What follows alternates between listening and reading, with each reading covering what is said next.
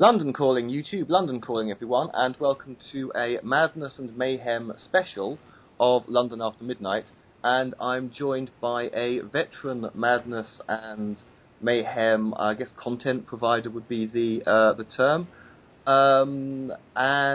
but first time attendee on London After Midnight. This is Liam Jr. 24, aka Rockefeller Tea Time. So, Liam, welcome. Thank you. Hello. And hello to everyone listening. Hooray! And essentially, for anybody who isn't familiar as yet with Madness and Mayhem as a charity event, how would you describe it, and how would you sell it? Well, Madness Mayhem Charity, it's 36 hours. It used to be 48, but then I think we just ran out of people to host and ended up having 6 or 7 people do 2 hours, and everyone just got a bit sick of the same people doing 2 hours. So it's now a 36-hour show that we host on Vaughan Live. VaughanLive.tv, I think, is the website name, /Fight HIV. Little plug in there. Just get it in Link in the description. Link in the description bar. We basically have, I think this year we have something like 40 hosts, including segments with multiple hosts. It's divided into 1 hour or 2 hour segments. I think the Magic Sandwich Show, if any of your listeners are familiar with that, they have a segment. There's a couple of other shows as well that have 2 hour segments. Skeptic Fence, I believe, is one of them, if anybody listening is familiar with them. And in that hour, the hosts, such as myself, we basically get free reign as long as we adhere to the terms and conditions of the provider of the website that we are being given a channel on. So we can't get naked, but other than that, I think it's pretty liberal in terms of what we can do, minus like sacrificing animals or eating babies or any of that other wholesome, family-friendly entertainment. But otherwise, yeah, we have an hour to entertain and try and raise money for HIV and AIDS vaccine and cure research. We raise money for the International AIDS Vaccine Initiative.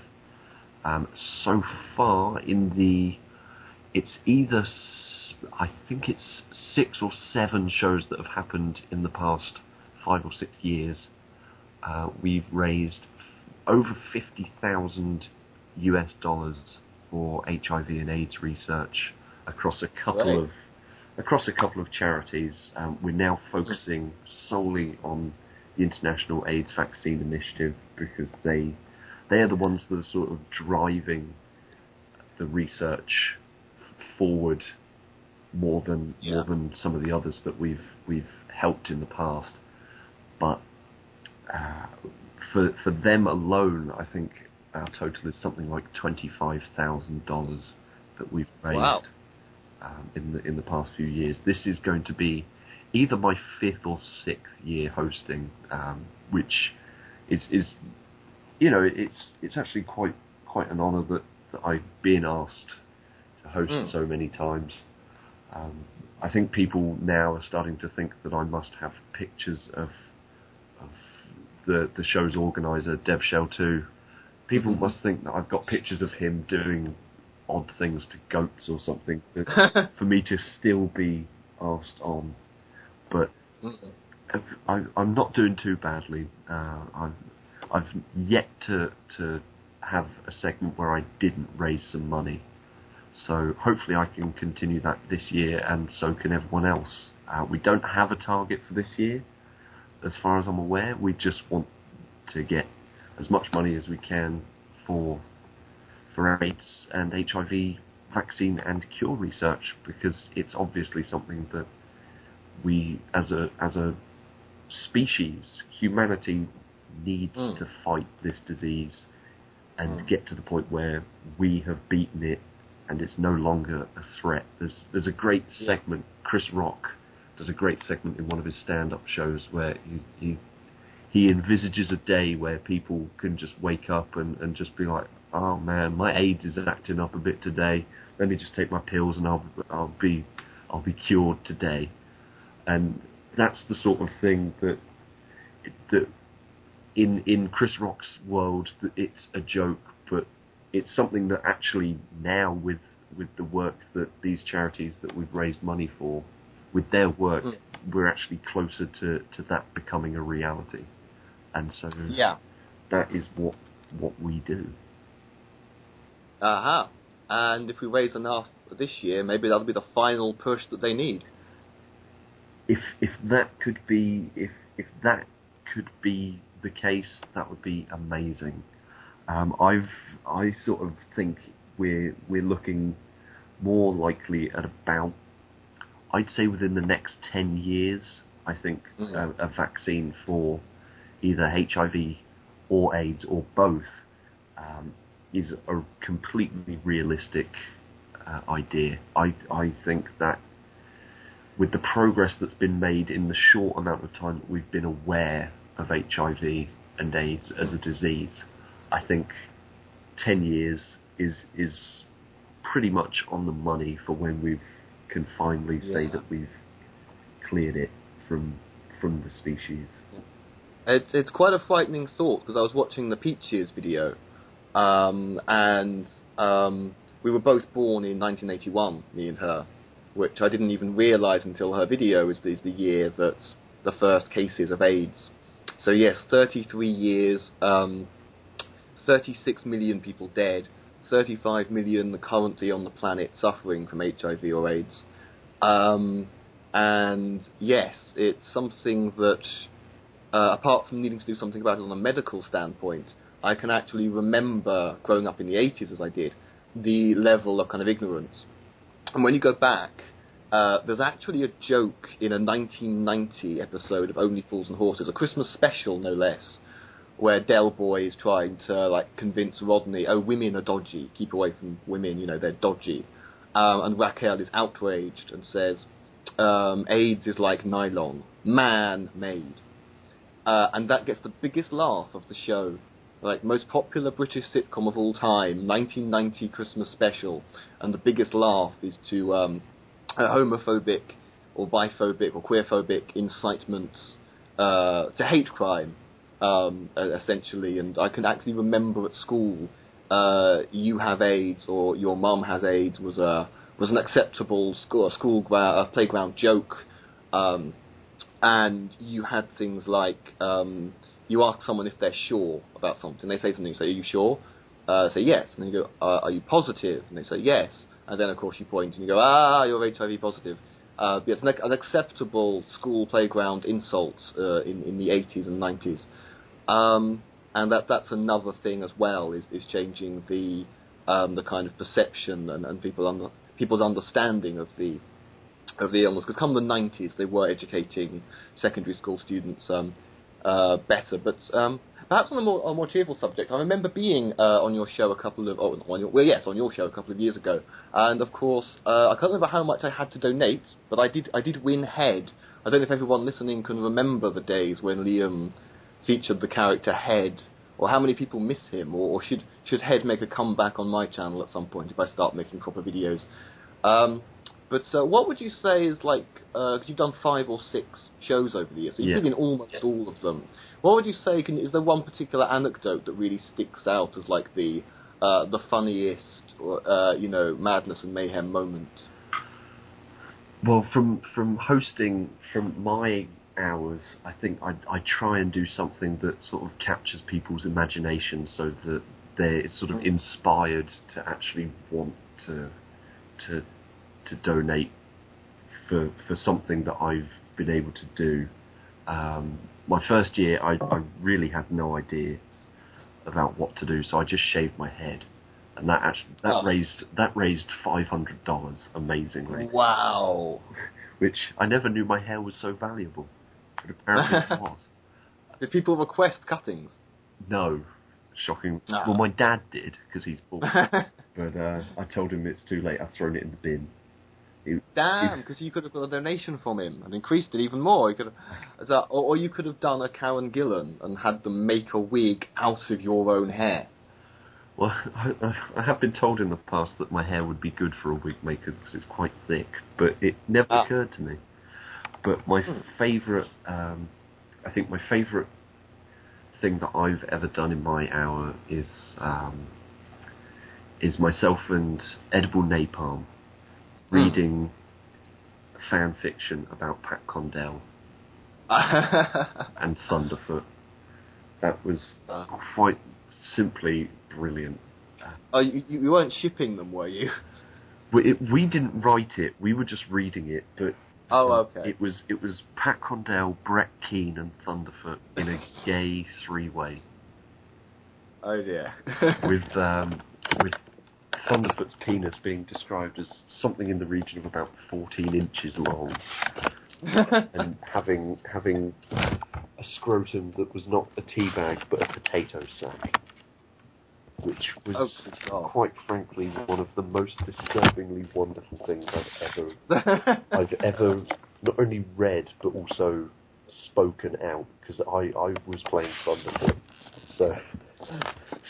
so being able to tell Brett Keane, as played by Edible Napalm, that I don't teabag, I potato sack. That is probably my personal Madness Mayhem and Charity highlight.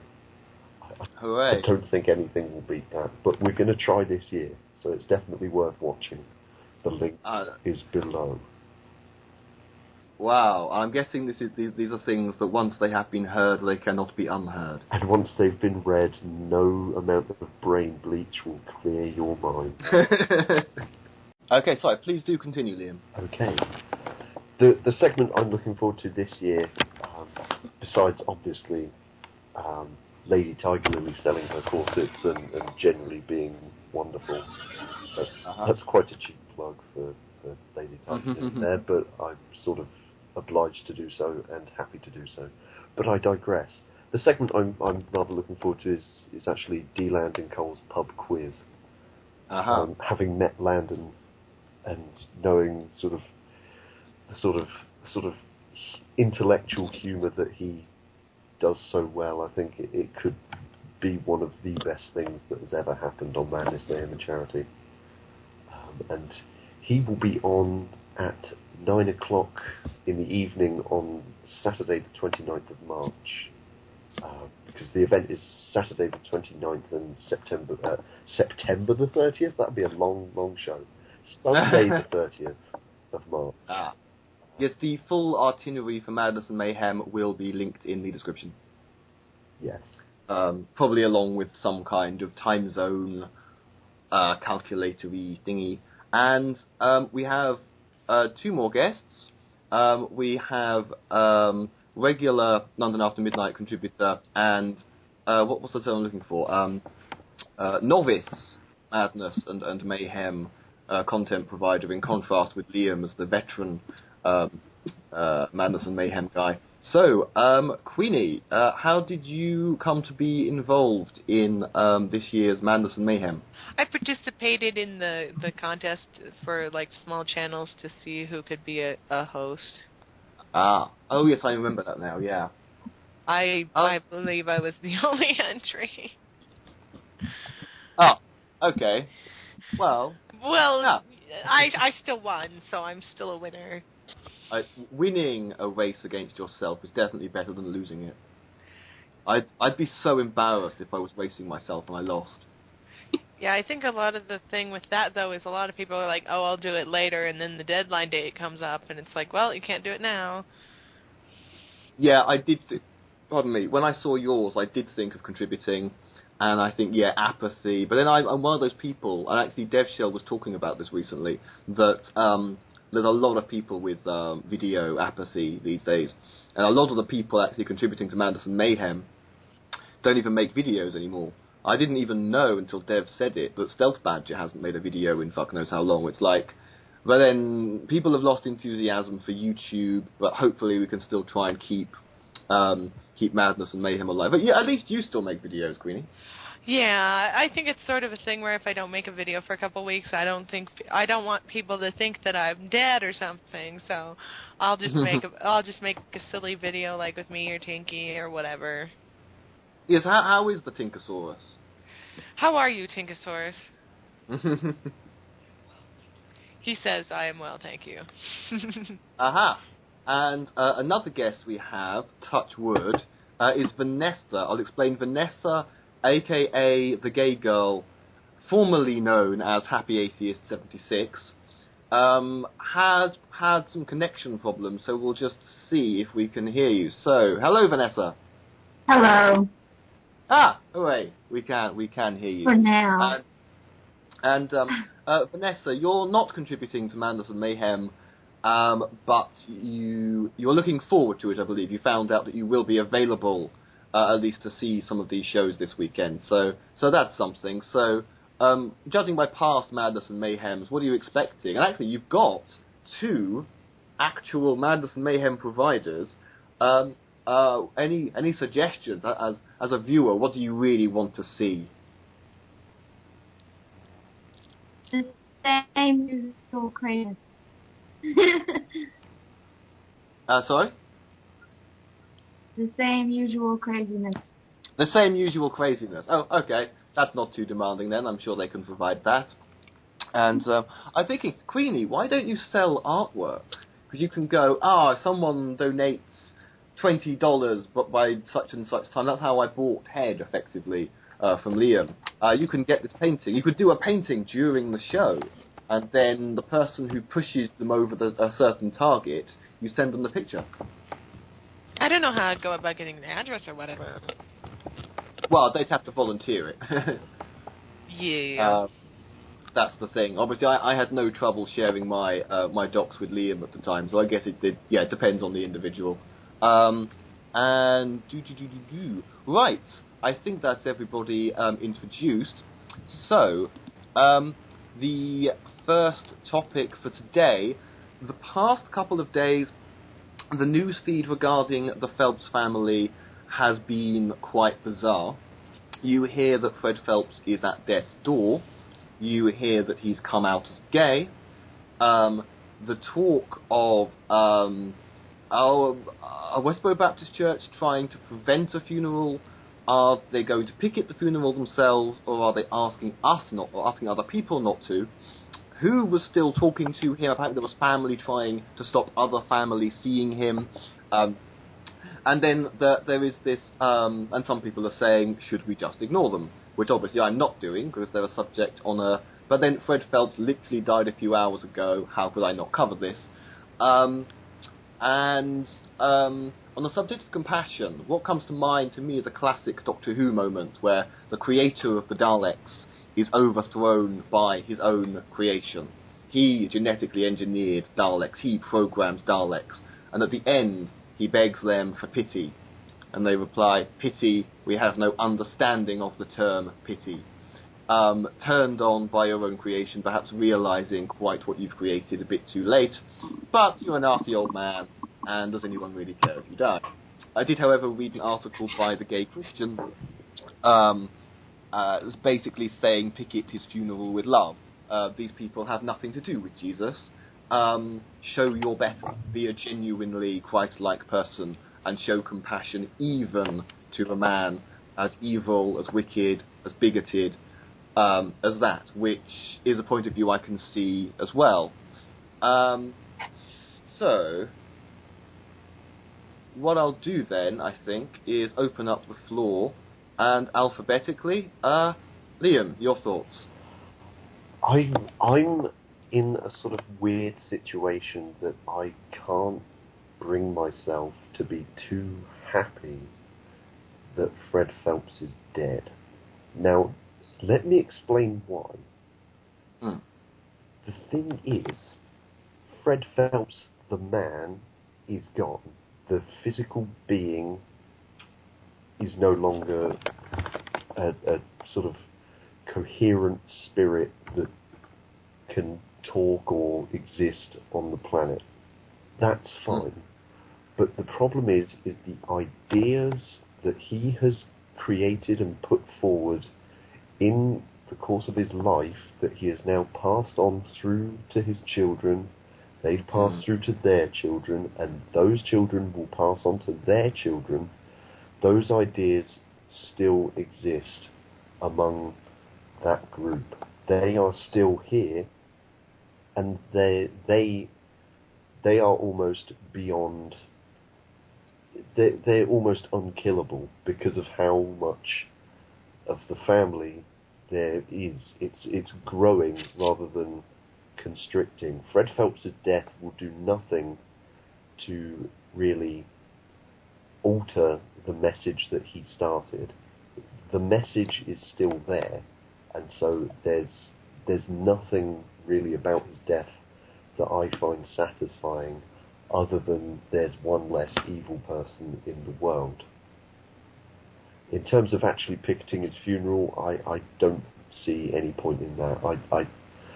I think just letting it happen and showing the Phelps family and Westboro Baptist Church that decent people exist and they are better than the Westboro Baptist Church, I think that's the best way to protest what they do. So I think just let them get on with it and leave them alone. Yeah, I can definitely see that.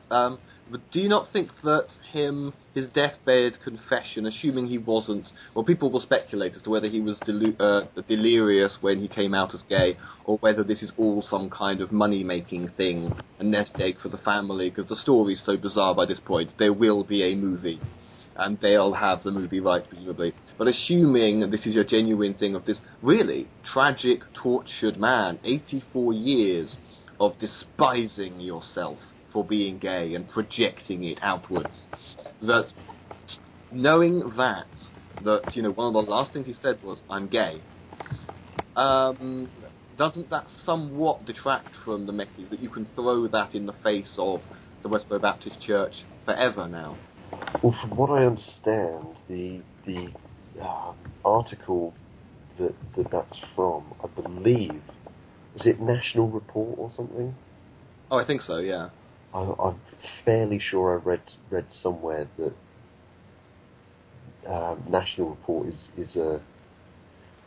is somewhat in the vein of The Onion. Oh. From what I understand. I'm going to have to check this out then. I did think at the time you couldn't make it up. In other words, is this made up? As I suppose I sort of should have said. That's the trouble with the internet. I don't know all of the... I know to watch out for certain sites. But when someone shares something on your Facebook with confidence... So, although to be honest, it doesn't sound that far-fetched, because judging by his own son, Nathan Phelps, he definitely was delirious towards the end. So it wouldn't surprise me if there was some truth in it. We just don't know if it is actually a confession or simply, the death throes, essentially, the delirium of someone who's hours from death. And on that cheery note, we also have a former Kansas resident, Schizophrenic Queen. Yep. I have to say, I'm pretty much with Liam here. Like, I think the biggest blow you could give to them is to not do anything, like live like it's any other day, or, hey, even go out and do some good things, but, don't give any attention to the family. Now, as far as I've heard, he was actually excommunicated from the church or something. I'm not sure why, potentially for tax purposes. Oh, is that the rumour now? Because I heard that there'd been some quote-unquote internal power struggle back in August, and his own daughter. Well, Yeah, I do. They have condemned him. Hello? Hello? Oh, hello. Sorry, I lost sound for a second. There is a quote from the daughter. I forget her name. The nasty, weird, smiley bitch has actually condemned him as a fag, enabling. Yada yada. But what, you think that might just be for publicity's sake, and the whole thing was just that? There's the potential that, because they're all lawyers, they possibly did it for some sort of legal or financial reason. Oh, right. There is the potential for that. I'm not sure. Like, I don't have any, like, credible sources I can throw at you right now. Which is, like, largely speculatory. And I've also heard that they're not actually having a funeral service, potentially to avoid people protesting at it. Right. Okay. Yeah, that's where there were 3 conflicting reports. As I say, the past 48 hours have been a confusing mess. I can contact Nathan Phelps, who I thought about inviting on, and then I changed my mind. I have the means to contact him, but I thought, the day that your father dies, even if your father was evil, do you want to come on the podcast and talk about it? But possibly I might ask him to be a guest in the future. But at the moment, it seems like there's just a load of squid ink, really, around all of this, which again probably is what they want, because the more media speculation, if they're as cynical as I think they are, they could actually really, really stretch this out. Okay, and Vanessa, your thoughts on the, I don't know what to call it, the Phelps, I don't know what the word would be for this, the Phelps business. The saga. Yes. The soap opera, the saga, as I called it. Yeah. Anything in specific?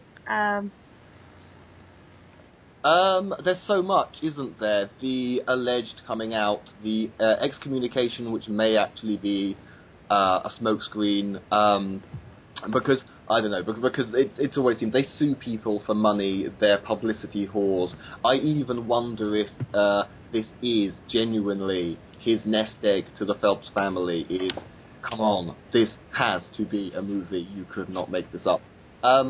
But, I mean, you were saying last night, if I may repeat this, that you had very strange kind of mixed feelings, that you sort of pitied Fred Phelps, certainly if he turns out he was gay that whole time. But at the same time, it kind of makes it worse in a way, because if he was callous about people being killed to being gay, and the whole time gay himself, I mean, I know it's a big ball of wibbly-wobbly right now, but literally any sort of opinion you have on them right now.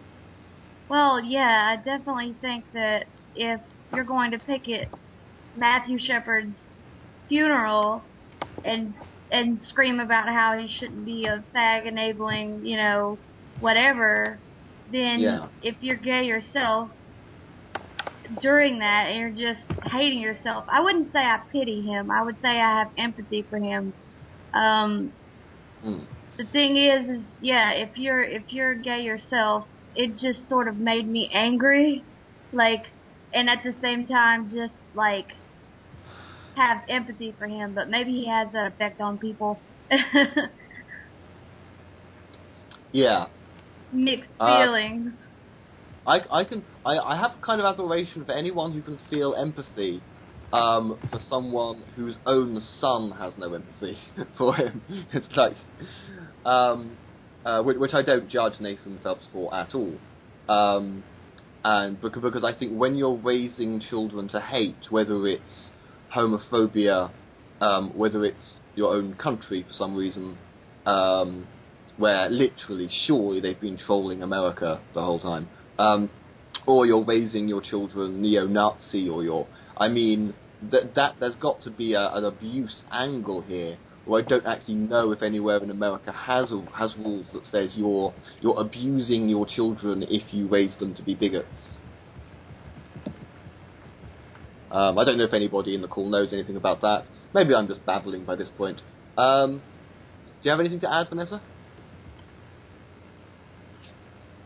Yeah, I just want to say that I don't think that I'm kind of separating him as a human being from what he stated his whole life. When his stance was, these are the sturdy earth and all that.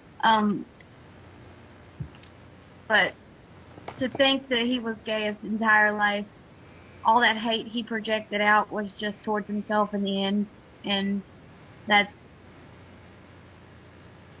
horrible to say the least, that to have to live your whole life basically hate herself because... Yeah. That's what makes it believable, that the idea of a deathbed confession that he was gay, is that quite often that is the way, isn't it? That it's a projection of your self-hatred.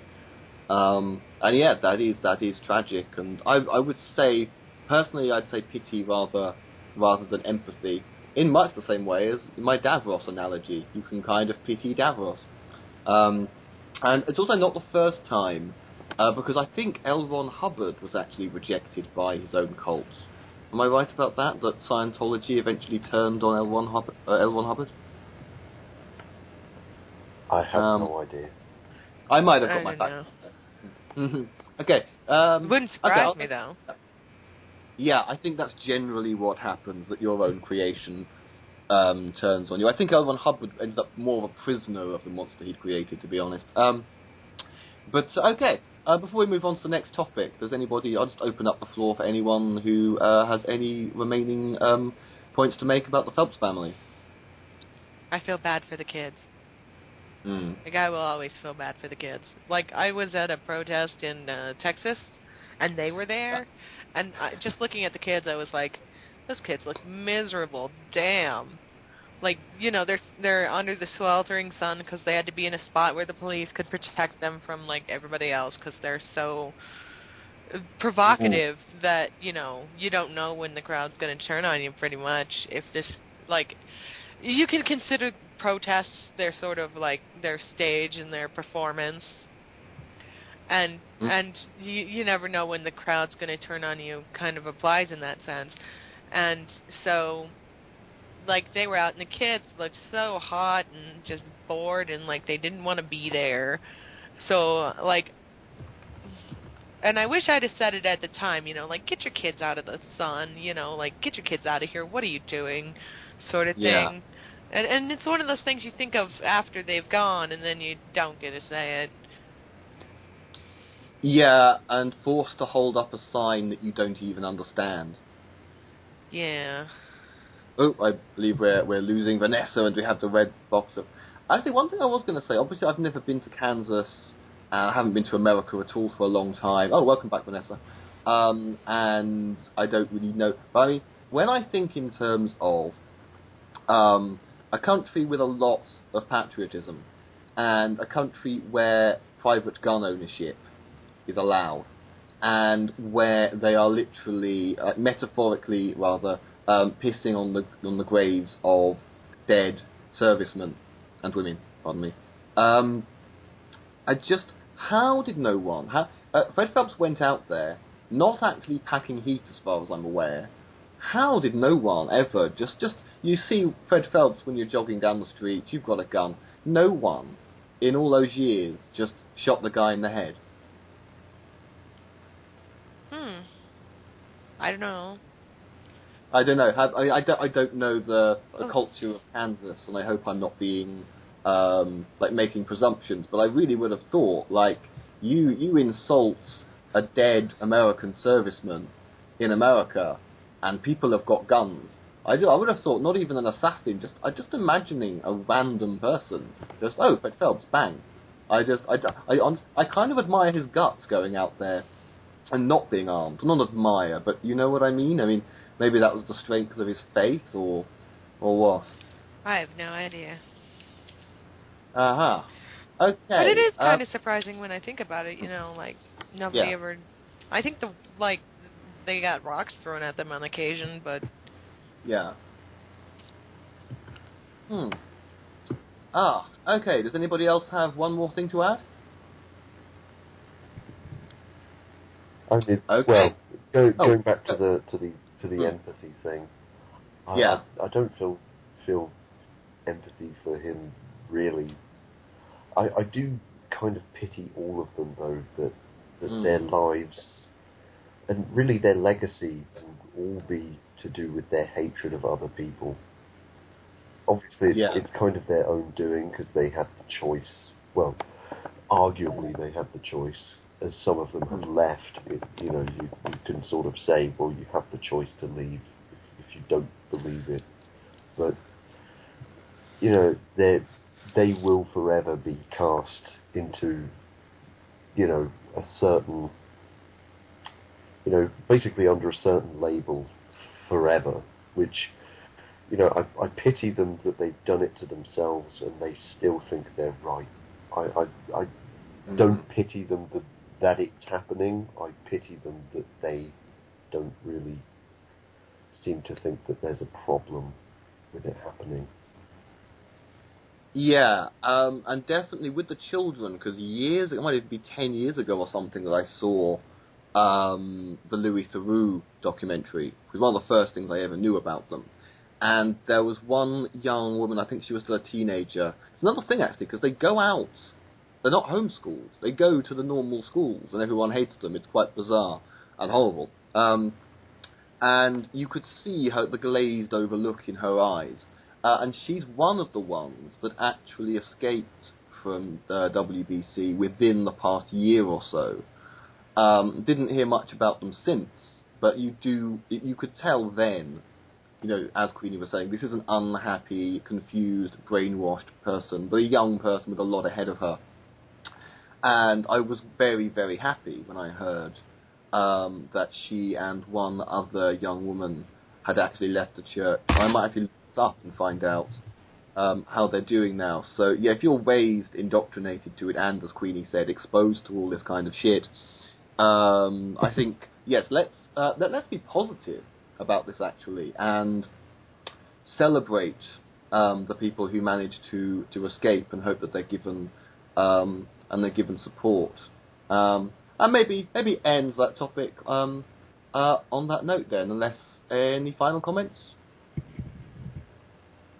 Okay, so the next topic might be called into question. There's a guy who's claims to be Putin's lover. That part of the story isn't new, but I didn't know about this until the last couple of days. But apparently, at least according to a couple of articles online, he's been found murdered.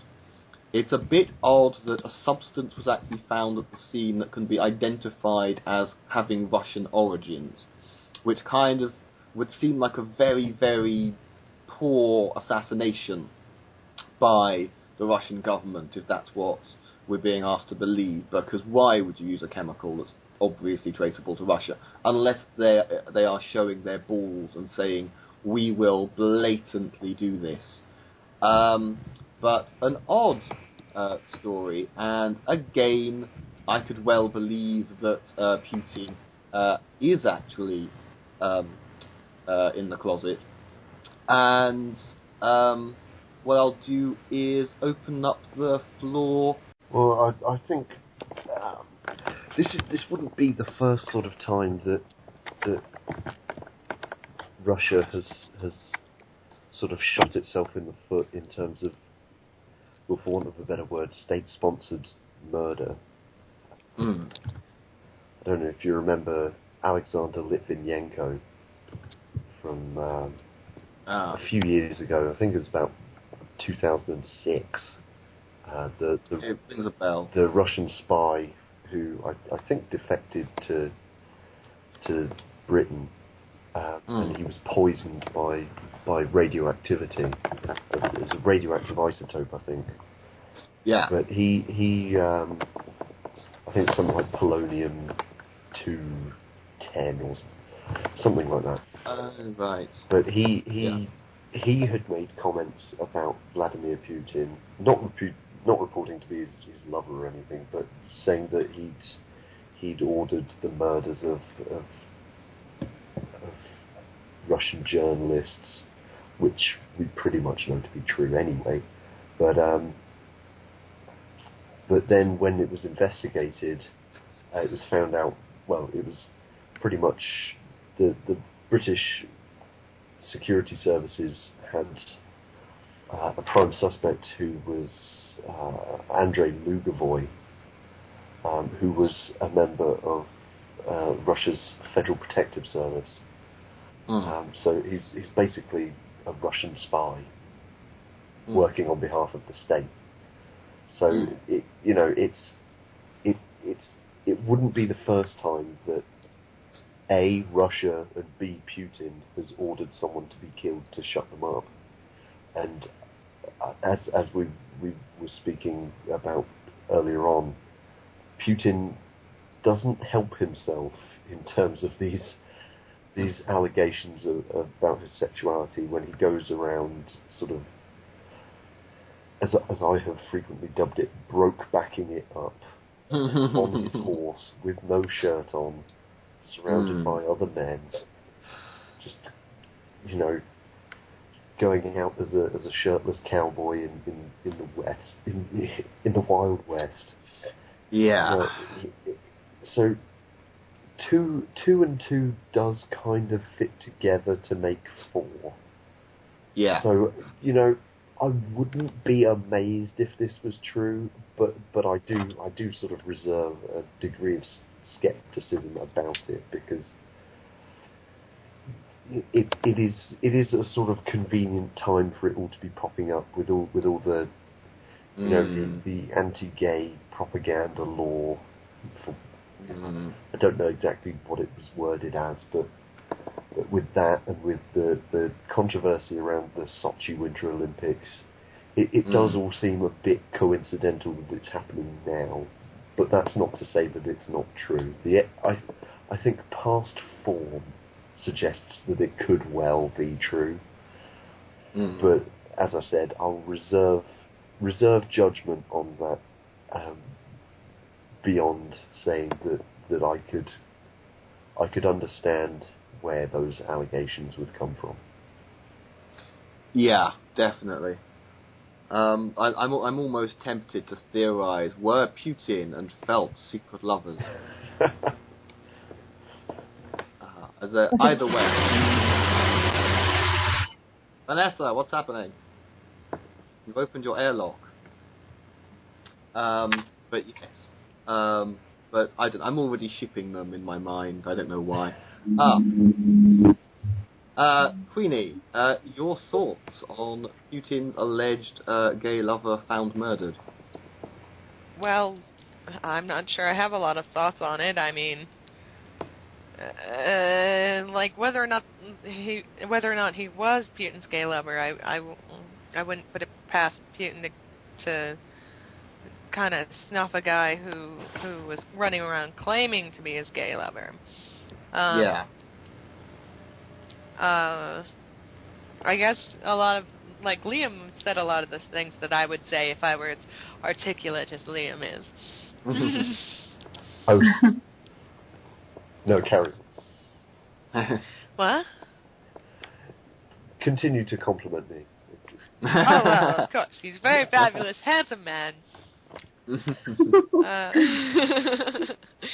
I don't know, like, pretty much, you know, I'm one of these people who waits for the facts to come out and the events to unfold, and maybe it's just something that needs a little time to steep or whatever. But, like, I wouldn't be surprised if Putin was gay. Like, I wouldn't be surprised. It's like Liam was saying with his air of sophistication and his overall Britishness, is that he does this, like, Brokeback Mountain shit and then expects everyone to think he's totally straight. Yeah. Yeah, it's something about the story, it might be too perfect, but it also somehow smells right. Your thoughts, Vanessa? I definitely do have a degree of skepticism about it too. Yeah, given all the social and political stuff that's going on right now,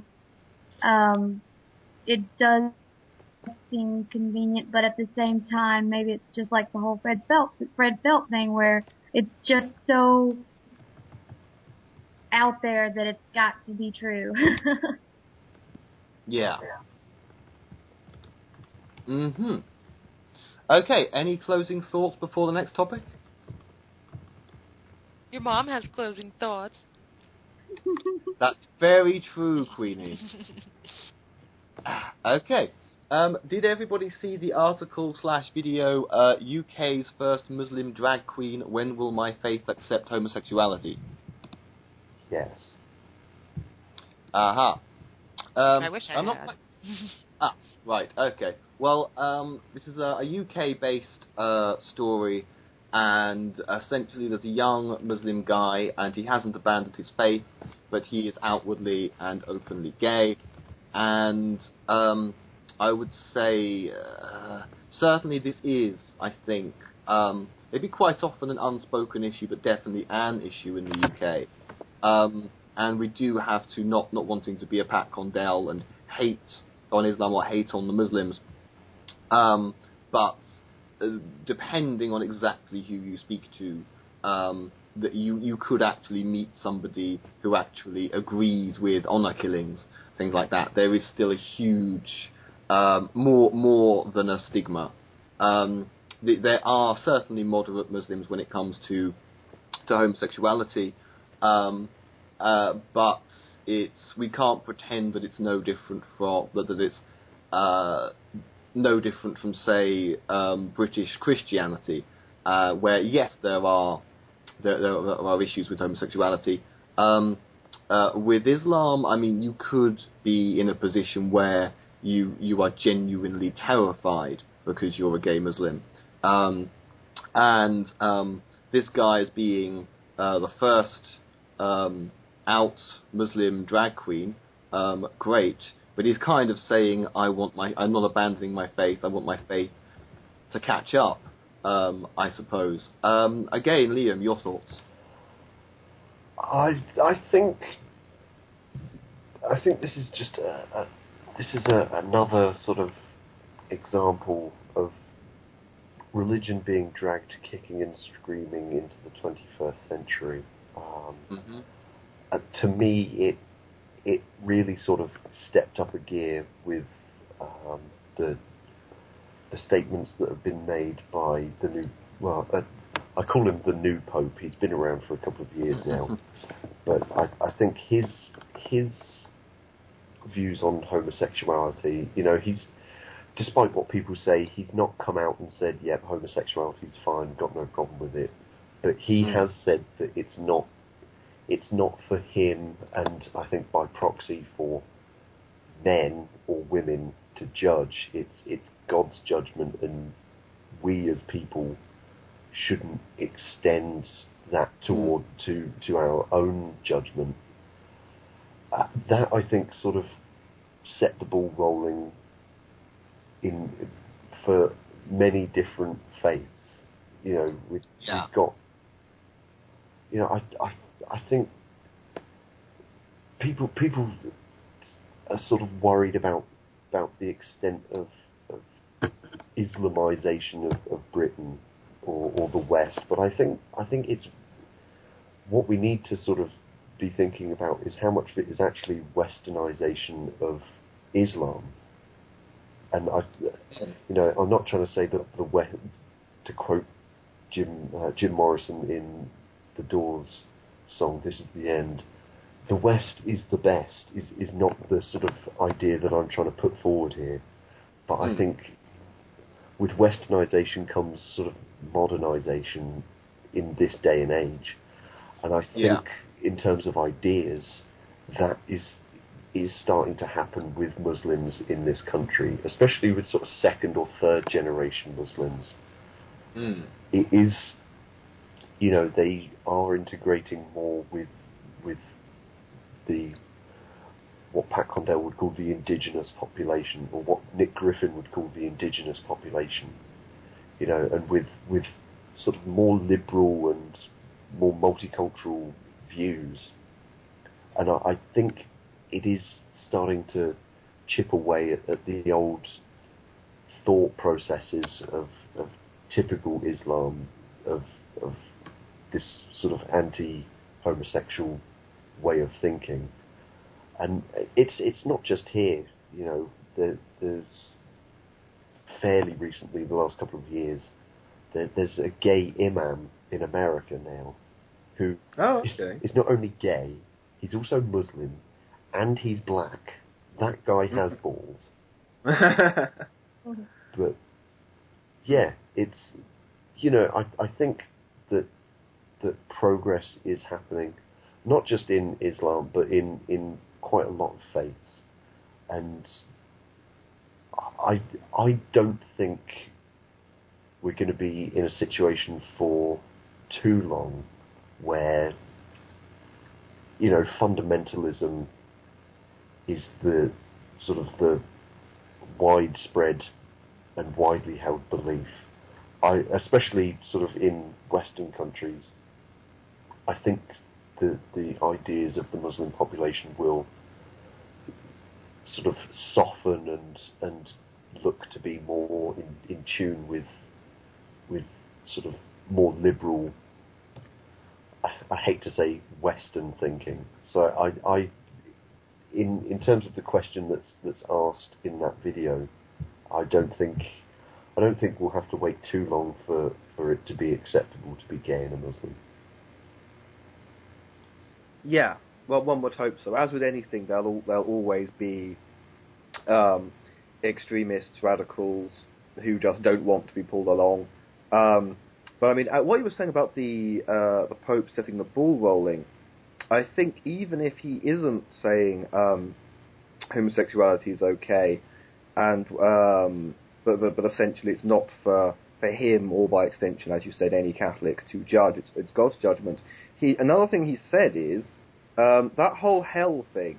Yeah, that's not real. I mean, we covered this a while back, and essentially, without the threat. Oh, and guess what? Adam and Eve weren't real people either. Although I think an earlier Pope had actually said that. But this is a strong precedent, I think, because you can't. Once you've had a Pope say that, as much as some Catholics might hate it.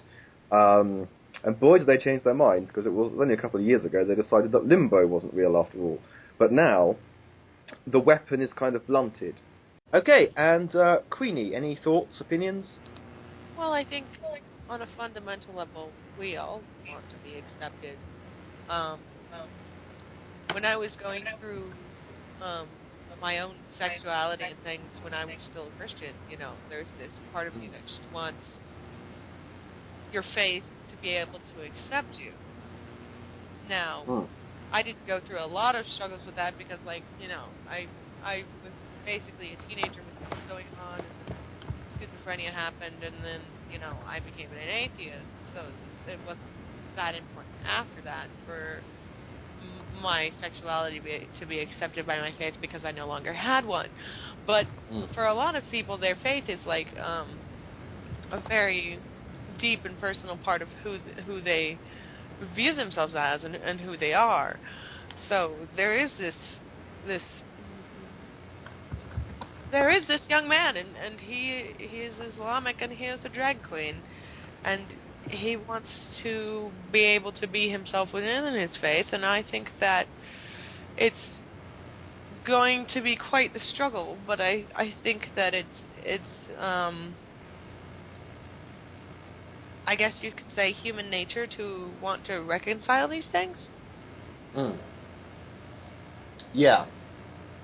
I hope I didn't just babble off a bunch of nonsense. No, I completely understand what you're saying, because I'm a former Christian as well, and LGBTQ, and with a diagnosed with OCD, I think. OCD saved me from religion, because there were so many things that couldn't be reconciled, and I think you have a bigger problem with cognitive dissonance when you have something like OCD, and you have no off switches, and it bangs away, and then, actually, no, this doesn't make sense, this doesn't work.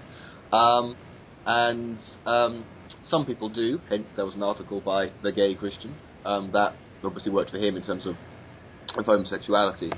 And in the Church of England, unofficially, they actually perform gay marriages, even if officially they're against it. I'm not quite sure how that's meant to work. It does also occur to me, actually, we have a soap opera over here called EastEnders. Now, I don't generally watch soap operas, so I haven't seen EastEnders in about the past 10 years.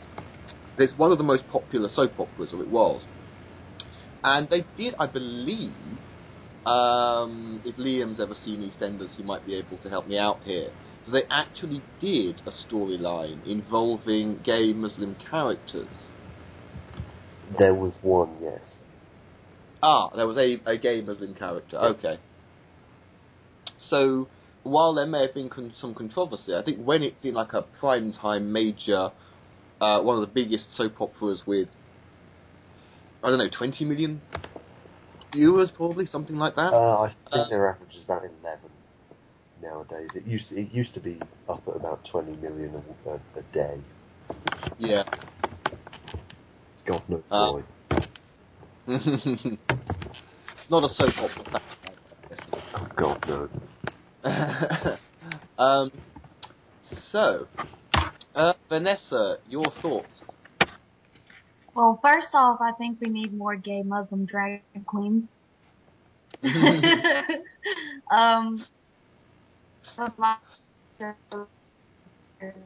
serious answer is, I heard a really good quote one day watching something. It was about, I think it was about psychopathy or sociopathy or whatever. It was just some random documentary I was watching. And it was sort of a shit documentary, but it did have a good quote about human beings can hold conflicting ideas. And I just thought about that when Queenie said what she said about reconciling, you know, being a Christian or having some sort of faith with being gay or being a drag queen or being blank. I think that you can try to reconcile it, but some things kind of hold so much weight where it feels harder to reconcile with faith. Yeah. Not that it's impossible, but it definitely would be a struggle. I think it's admirable that he is requesting people to do more acting, obviously.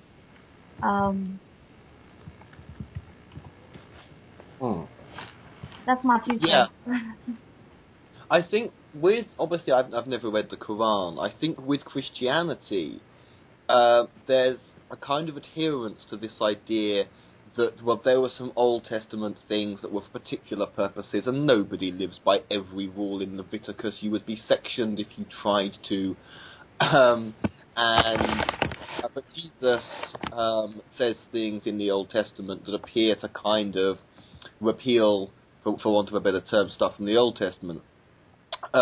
Which does mean you've got to gloss over, Jesus' inconsistency when it comes to the old law versus the new law, when arguably there is no new law, he's there to fulfill it. And also the fact that later there's stuff that St. Paul says that once again condemns homosexuals, or at least it's quite specific, but I think it basically amounts to you won't get into heaven. In fact, it's the first mentioning of female homosexuality. So Paul shoves in homophobia towards women just at the end. We'd left that bit out. You could try being a red letter Christian, just literally going by words spoken by Jesus and be a follower of the moral philosophy that he taught. I mean, they exist. Where I can sort of see how you'd make that work.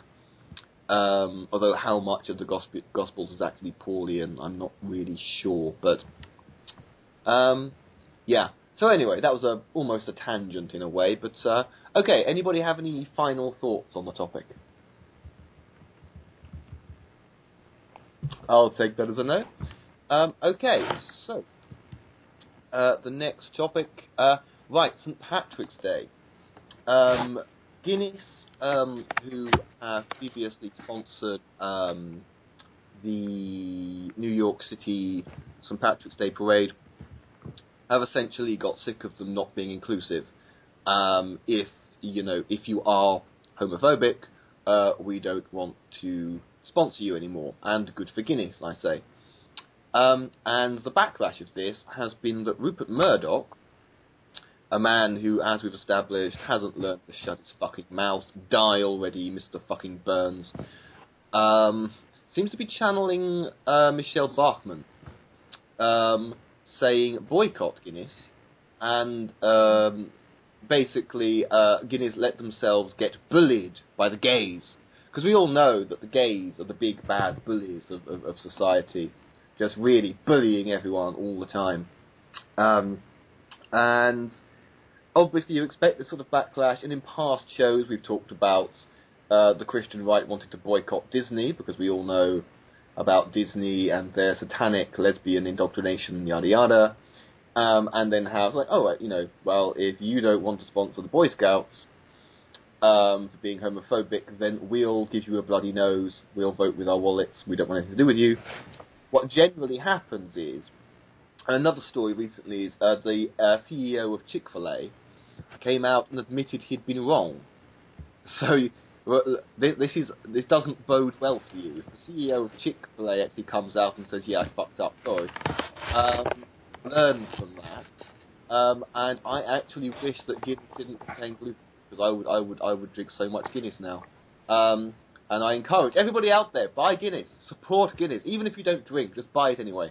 And any Guinness merchandise. Come Christmas, buy all the Guinness beer mats and those weird, overpriced Christmas stocking filler things with Guinness on. Just everybody, drink all the Guinness. And fuck Rupert Murdoch. Why is he even commenting? So, once again, Liam, if you could get the ball rolling. I certainly can. As an Irishman, it's to my detriment that I actually despise Guinness. I think it's horrible. But I will buy some kind of Guinness products in the near future. I'll buy some Guinness for my dad. He loves Guinness. Hooray! There's one Irishman in my family who likes Guinness, so it's fine. But yeah, it's of no surprise that Rupert Murdoch has these opinions, but I don't, it's obviously his right that he can say these things. He is now a citizen of America. He shopped in his natural born Australian citizenship in order to basically live in America and get better tax options, I think, for his terrible companies. But, Rupert Murdoch, we know he is pretty much the lowest of the low. His opinions on everything are generally awful. So this shouldn't be any surprise to us that he has this opinion. I think he should probably be more worried about the fact that so many of his newspapers over here are still being investigated for illegal hacking activities, rather than worrying about whether a drink that, well, clearly from now on he's not going to be drinking, has decided that they're going to stand up for human rights and equality. He is the first person to talk about the right to free speech. There's a general right to not be discriminated against as well, which Rupert Murdoch doesn't seem to treat as particularly important. And, I think rather than boycotting Guinness, I think it's time that people, especially in this country, just boycotted his newspapers. I have to hold my hand up and say that I do buy the Times because I prefer the format that it's in more than anything. I think, I prefer the opinions in The Guardian, but I find The Guardian just too fiddly to read, so I don't bother. I just pick up the Times instead. But, especially The Sun, which is just the worst newspaper in the world. I don't know how it has such a large circulation.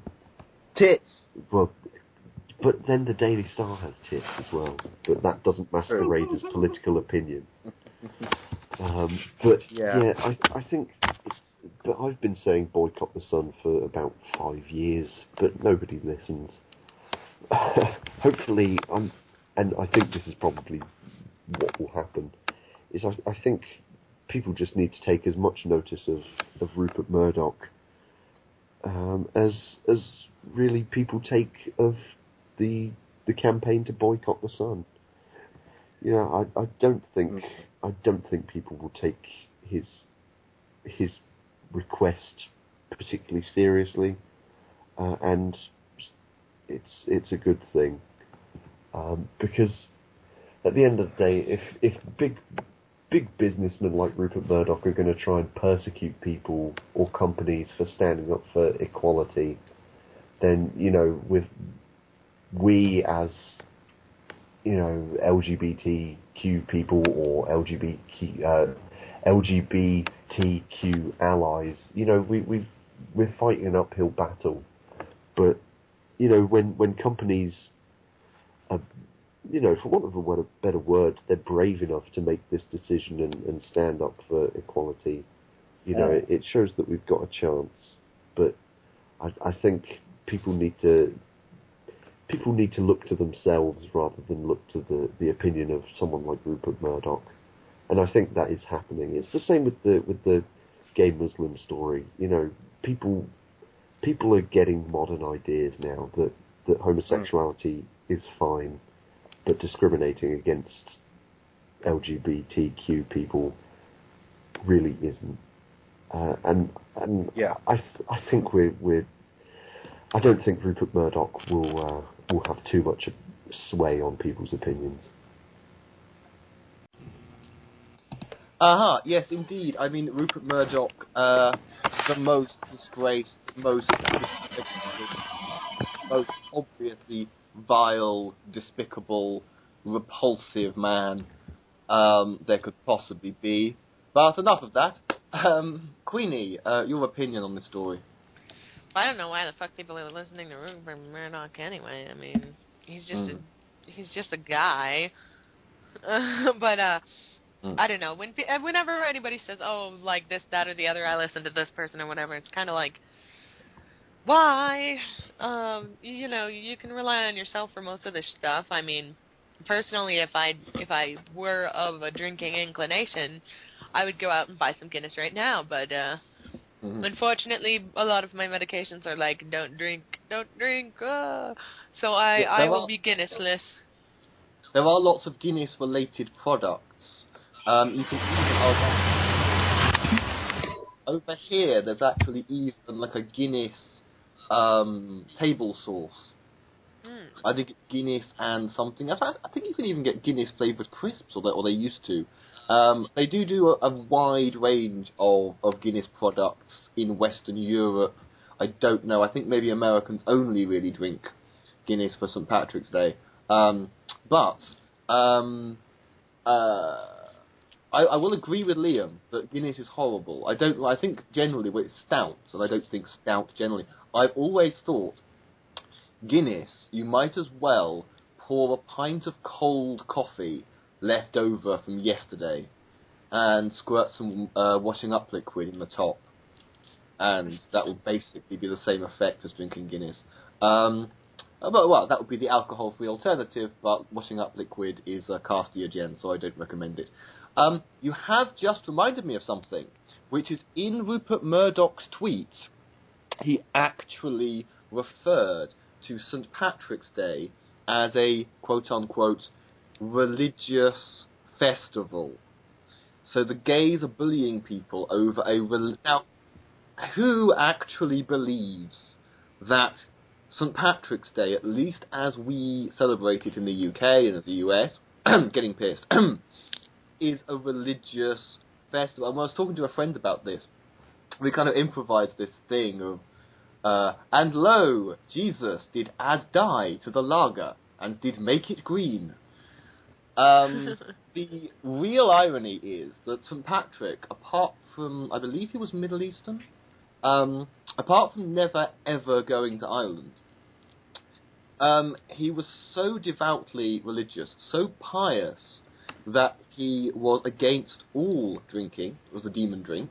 So if you're drinking alcohol, if you're getting drunk, you are a sinner in the eyes of St. Patrick, and he condemned partying generally. He would have said, if you mark a day for me, light some candles, read your Bible, pray. In a sense, what we're doing in this religious festival, by getting drunk and stuff, we are pissing on that guy's grave every year. I'm all for pissing. Piss every chance you get, man. Go for it. Well, I piss alcohol... at least once a day. At least once, huh? At least once. I envy that. I think I piss at least once an hour, but and the alcohol doesn't. If you drink enough Guinness, not only will it affect your urination, it will affect number twos as well. But I'm not going to go into that. Wow. How anyone can cope with making Guinness their drink for the night is beyond me. So yes, this religious festival, that's something. How can anybody call St. Patrick's Day, and also marking the day of someone who saw drinking as a wicked, sinful thing by getting drunk? Well, actually, I guess I kind of like that in a sense, but still. Vanessa, your thoughts? Makes sense to me to drink on that day. Gives me an excuse. Well, yeah, that's basically... That's all it is in the UK. I think that's all it is in Ireland. I think that's all it is in the US. I only wish that we didn't have such a... So we don't do anything for... I can't remember his name. Hang on. St. Andrew is Scotland, and St. George is England. We don't have we don't enact slaying a dragon. Although that would be symbolic of Christians killing Muslims. So maybe it's just as well we don't do that, because it's, analogous of something a bit bad. But yes, anybody have any thoughts on the religiosity of how we celebrate St. Patrick's Day? I think people don't care about the religiosity of it. I think they just want to get pissed. Indeed. And I say if you want to get pissed, go for it. Go piss. I don't care. Get pissed so you can piss. I have to say, you need more piss for the environment. Come on. If there is a religion where your pub is your church, I actually do approve. I think I shall do this with my Pastafarian church if I ever actually get one set up. Aha. It'll be an Italian restaurant and bar. Hooray! Excellent. This is what I shall do for the Pastafarian people. C'est fantastique. And now we move on to a medical story, because this article comes from an actual doctor. Okay, so we have to take this seriously. Well, a retired doctor. Sorry? Well, what if I don't wanna? No, if it comes from a doctor, you have to take it completely seriously. Fine, spoil sport. Take the piss. It isn't just Disney Pixar musicals that are indoctrinating people into homosexuality. Adele apparently is also doing this, and this doctor, remember, it comes from an actual member of the medical profession, so it must be legit. Basically, only listen to Christian music, never listen to music that gays like, because this will turn you gay. So, Liam, what do we do to combat this extremely serious threat? Well, speaking as a reverend, I personally think this man he's got a point, because quite frankly, every time I listen to Wham, I just have to throw on my tight white shirt and my very tight white shorts and just go out and start dancing in the street and coercing men to have sex with me. So clearly he's got a point. But on a, I was about to say on a serious note, but not really particularly. I don't know what this man is smoking if he thinks Adele, who constantly sings about how shit men are, if he thinks that Adele is sort of trying to turn men towards loving other men by telling them that they're all heartbreaking dick bags, I think this man has a slight lack of understanding on how human relationships work, which to me suggests he's never been in one. Which, going back to the Putin and Fred Phelps stories, makes me believe he himself might actually be gay. Everybody's gay today, huh? Exactly. Whee! Yeah, you have to wonder about these sorts of cases, because when you get some nutcase conspiracy theory yada yada thing, whoever it's from, in this instance the American Christian right, and bear in mind there are two sources that can vouch for the Disney movie Frozen. Definitely satanic lesbianism. Maybe that's why I love it. And now you get this. Isn't the question, when you look at any claim, motive, isn't the question, why? If Adele wants to turn women into lesbians and straight gay men into... So, straight gay men? And straight men into gay men. The motive would be what, exactly? The end of humanity. Adele is the Antichrist. Oh, I figured they were just antinatalists. Why have antinatalists never attempted to just make everybody gay? Because they end up looking like Inmendum, and no man would be gay for Inmendum. Oh, that's a very good point, actually. They'd be gay for Mole Man, but never Inmendum. But yes, and Queenie, your thoughts? My thoughts? Hey. Yeah. I bet all that queer music's what turned me gay when I was a little springly spritey thing. Danging. You know, all this music and movies and television, we have to protect our children from the gay virus. It's going to come out and destroy us all. Subliminal gay messaging. Yes, it has to have the gay in there, or else it's not the right kind. Actually, does gay music... I mean, that would have to include Judy Garland, which would have to include Wizard of Oz. Well, Rent is the number one turner of gay people, as far as music goes. Rent music. Oh, really? That was the musical about the gay guys and the drag queen guy, or the transgender. Oh, yes. Well, yeah. There's not a drag queen. There's a transgender character. Okay, because I was never quite sure on where that was at, because I have terrible time with nuances and things. So it's Rent kind of didn't quite know what it was doing. It wasn't as bad as Dallas Buyers Club, because nothing's as bad as Dallas Buyers Club.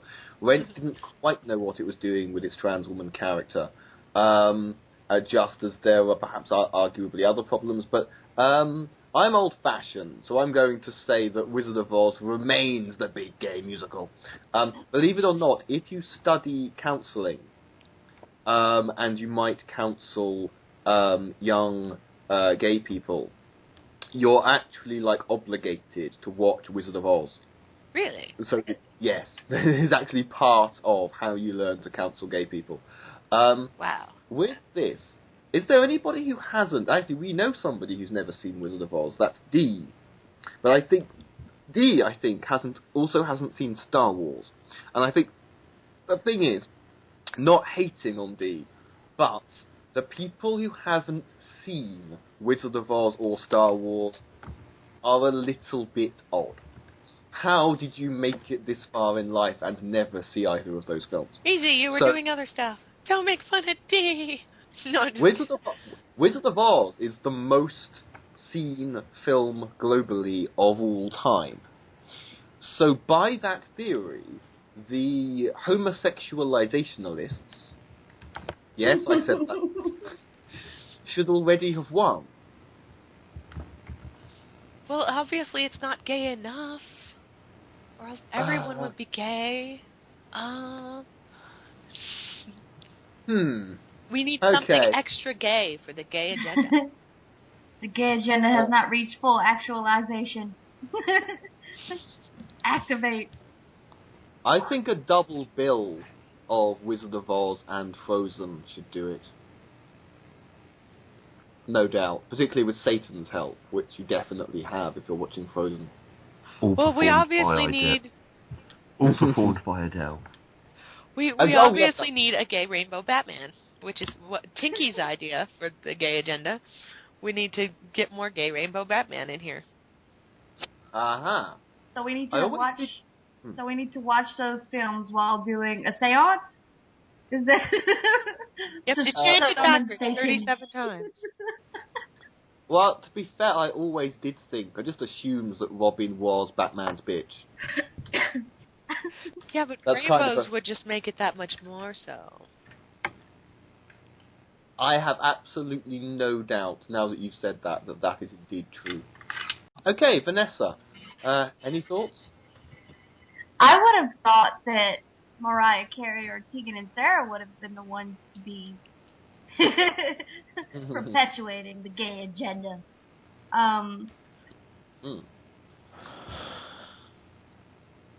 Yeah, like Adele of all people is the one that doesn't make any sense. Now Tegan and Sarah for me, or any woman, that would make them want to turn gay, but not because of any agenda.